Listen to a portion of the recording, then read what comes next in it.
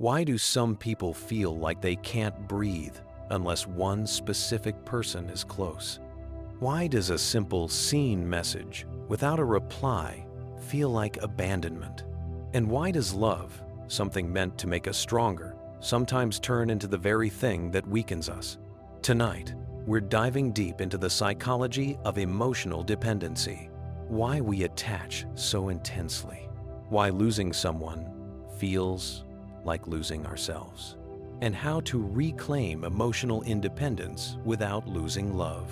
So sit back, take a deep breath, because what you're about to learn might change the way you love forever. Humans are wired for connection. Our earliest survival instincts depend on attachment. The infant searching for the mother's touch. Love keeps us alive. But what happens when love becomes a necessity instead of a choice? When affection becomes oxygen and withdrawal feels like suffocation?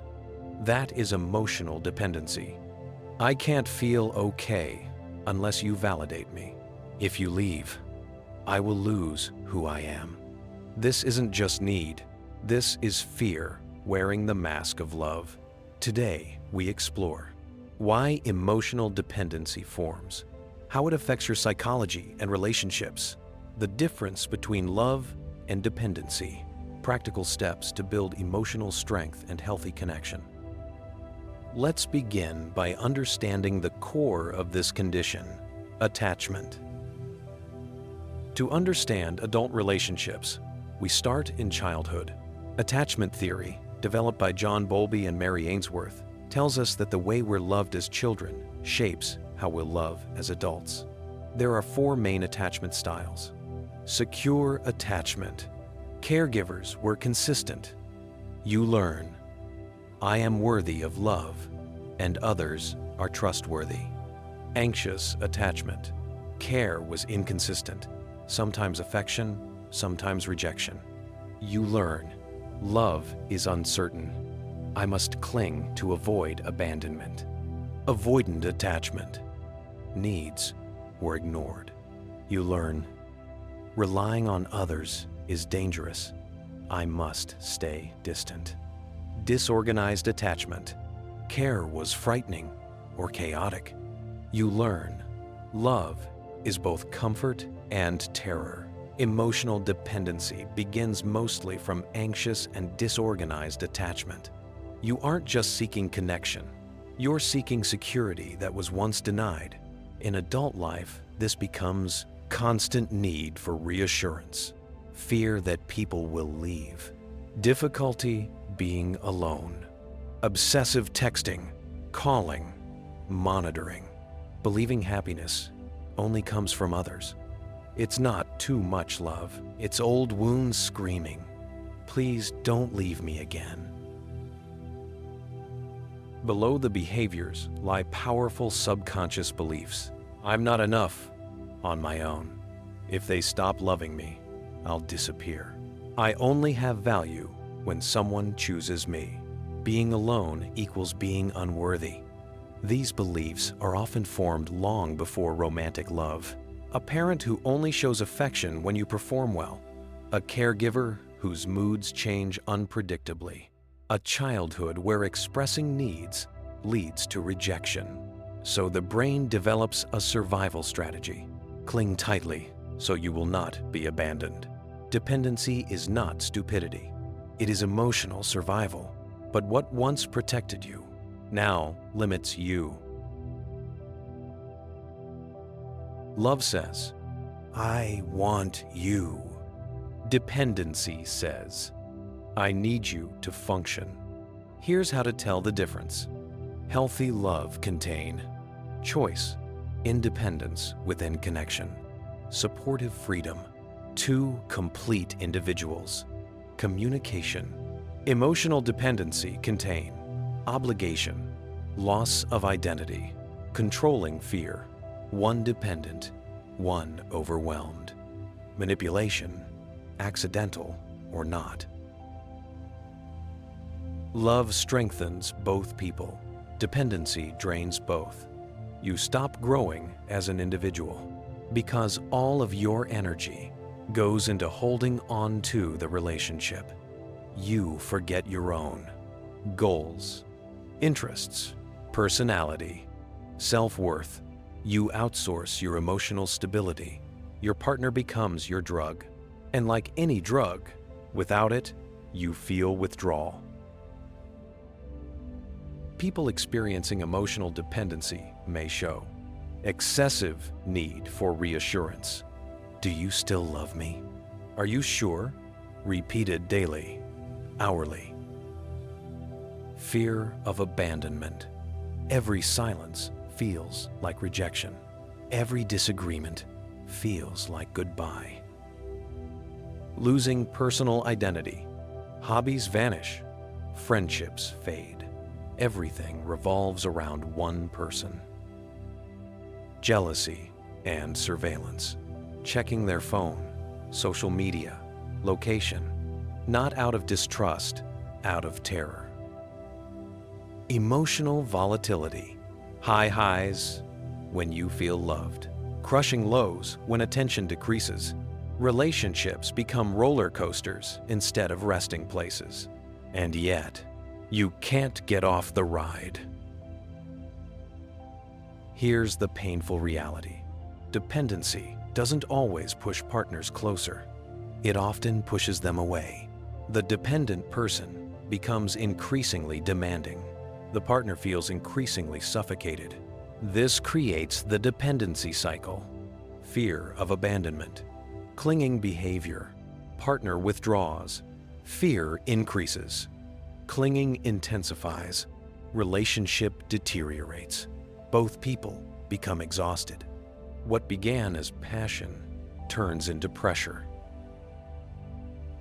The biggest tragedy of emotional dependency is not losing someone else. It's losing yourself. You silence your needs. You bury your feelings. You change your identity to fit another person. You become a reflection instead of a real individual. Self-abandonment sounds like, I'll accept anything. Just don't leave. I'll be whoever you want me to be. Your happiness matters more than mine. But here's the truth. If someone must shrink to stay in a relationship, that relationship is too small. Love isn't only emotional, it's biochemical. Romantic attachment triggers dopamine, reward, motivation, oxytocin, bonding, safety, serotonin, mood regulation, endorphins, pleasure and pain relief. When the partner is absent, these chemicals drop. Withdrawal begins. The brain panics. Emotionally dependent people develop a tolerance, meaning they need more and more connection to feel the same relief. This is why dependency is often compared to addiction. Not metaphorically, literally. The same neural circuits are involved. Deep inside every dependent adult is a child still searching for love. The inner child says, "Please notice me. Please choose me. Please don't leave me alone again." That child became responsible for survival too early. They learned love is conditional. They never heard, "You are enough, even when no one is looking." Healing emotional dependency is giving that child the security they were denied. Movies tell us, "You complete me. You are my everything. I can't live without you."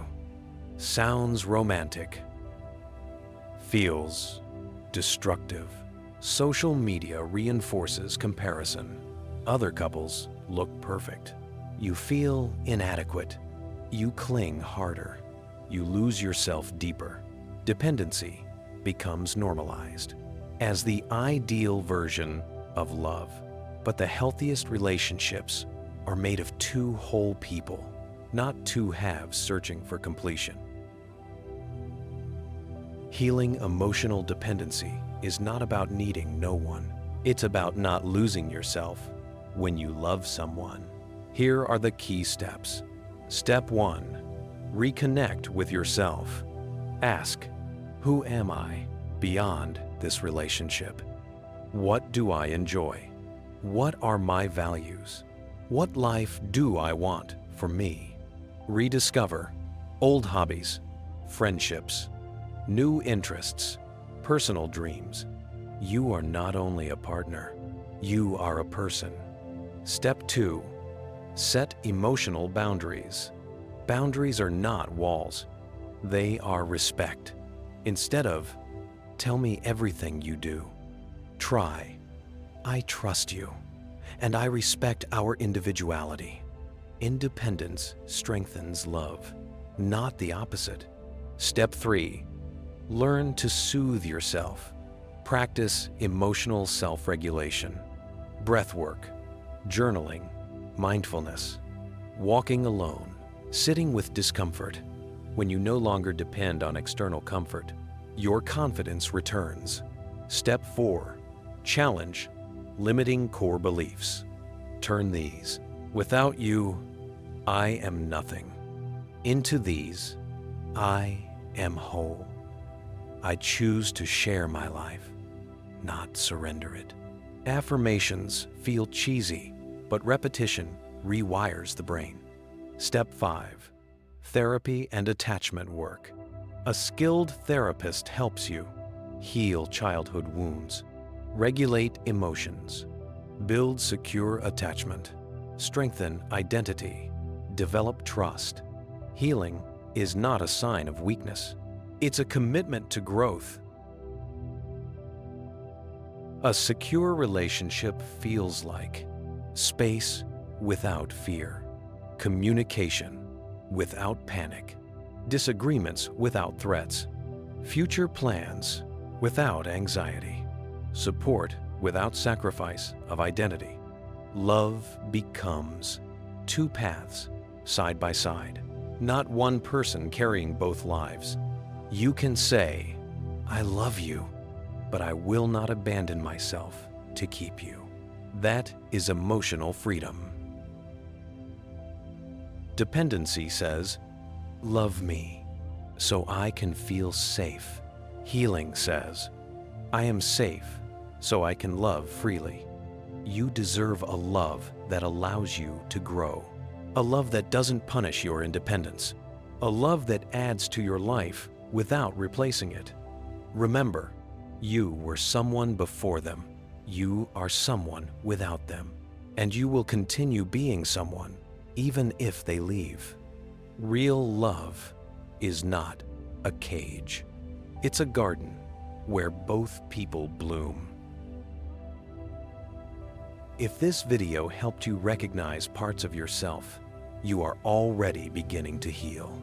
Share this with someone who needs to hear it. Comment what part resonated the most, and subscribe for more deep psychology videos. You are worthy. You are enough, and your heart deserves a home, not a prison. Thank you for watching.